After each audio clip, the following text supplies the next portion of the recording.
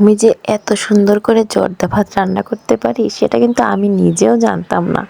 তো আজকে যখন রান্না করেছি পরিবারের সবাইকে নিয়ে খেয়েছি, তখন আমি বুঝতে পারছি যে আমি কত সুন্দর জর্দা ভাত রান্না করতে পারি। তো প্রথমে আমি যেটা করব, এখানে আমি পোলাওয়ের চাল নিয়ে নিছি আর একটা পাত্র নিয়ে নিছি। সেই পাত্রের মধ্যে আমি পোলার চালগুলো দিয়ে দিব আর পর্যাপ্ত পরিমাণ দিব। আমার যতটুকু লাগবে আমি ঠিক ততটুকুই 1.5 পোয়া চালের মতো আমি এখানে নিয়ে নিছি চালগুলো। আমি কিন্তু অনেকবার ভাতের চাল দিয়েও জর্দা ভাত রান্না করেছি, সেটাও কিন্তু খেতে বেশ মজা।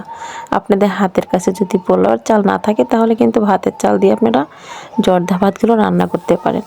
তো কি কি উপকরণ দিয়ে আমি এখন জর্দা ভাতটা রান্না করব সেগুলো দেখার সুযোগ করে দিলাম। তো চালগুলো এখন আমি ভালো করে ধুয়ে নেব। খুব ভালো করে ধুইতে হবে, পানি দিয়ে কষলে ধুইতে হবে চালগুলো। চুলাতে আমি একটু বেশি পরিমাণ পানি গরম দিয়ে রেখেছি, কারণ একটু বেশি পানিতে চালগুলো সিদ্ধ করলে কিন্তু চালগুলো ঝরঝরা হবে আর জর্দাটা খেতে মজা হবে। পোলাওয়ের চালগুলো কিন্তু হাফ সিদ্ধ করতে হবে আর বারে বারে নাড়াচাড়া করতে হবে। পোলাওর চাল এমনি গরম পানিতে দিলে নিচে লেগে যায়। স্বাদ মতো একটু লবণ দিয়ে নিব। লবণ দিয়ে আমি 3 মিনিট পোলাওর চালগুলো সিদ্ধ করব। পোলাওর চাল বেশি সিদ্ধ করলে কিন্তু হাফসে যাবে। আঙ্গুলের সাহায্যে একটা চাল টিপ দিয়ে দেখব যে কতটুকু পরিমাণ সিদ্ধ হয়েছে। চালের মাঝামাঝি যখন মাঝটা থেকে যাবে তখন চুলা থেকে নামিয়ে ফেলতে হবে, ছেঁকে নিতে হবে। আর এখন আমি একটা ছাঁকনি নিয়ে নিছি আর একটা বোল নিয়ে নিছি। ছাঁকনিটার মধ্যে আমি সিদ্ধ করা পোলাওর চালগুলো ঢেলে দিব, এখানেই ছেঁকে নেব। ছেঁকে নেওয়া চালগুলো একটু ফ্যানের বাতাসে শুকিয়ে নিলে আরও বেশি ভালো হয়। আমি এখানে জর্দার কালারটা একটু পরে অ্যাড করছি। চালগুলো ছেঁকে নিয়ে আমি আবার এখানে পানি দিয়ে দিব। পানিগুলো ভালো করে গরম করে পানির মধ্যে 1 টেবিল চামচ জর্দা রং দিয়ে দিব। পানিগুলোকে ভালো করে নেড়েচেড়ে বলক দিয়ে নিব।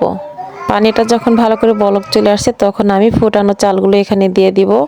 এগুলোকে আমি 2 মিনিট করে জাল দিয়ে নিব আর একটু ভালো করে জাল দিব যাতে নাকি কালারটা চালের সাথে লেগে যায়।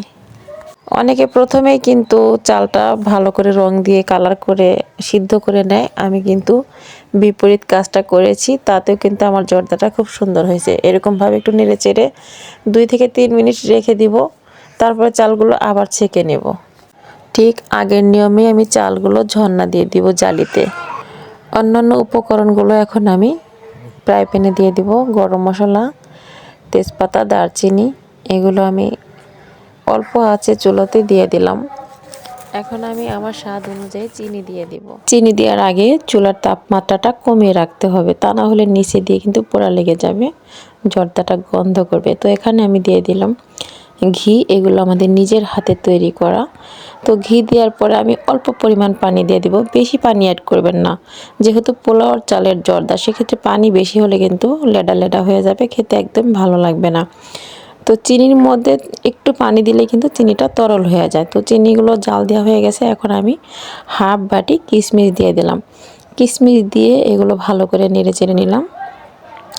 এখন আমি এখানে দিয়ে দিব একটু জর্দা রং, কারণ আমার পোলাওর চালগুলোর কালারটা একটু কম হয়েছিল।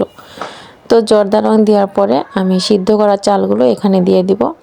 আর সবসময় একটা কথা মনে রাখতে হবে, চুলার তাপমাত্রাটা অবশ্যই কমিয়ে রাখতে হবে, কারণ পোলাওর চাল তাপ পেলেই সিদ্ধ হয়ে যায়।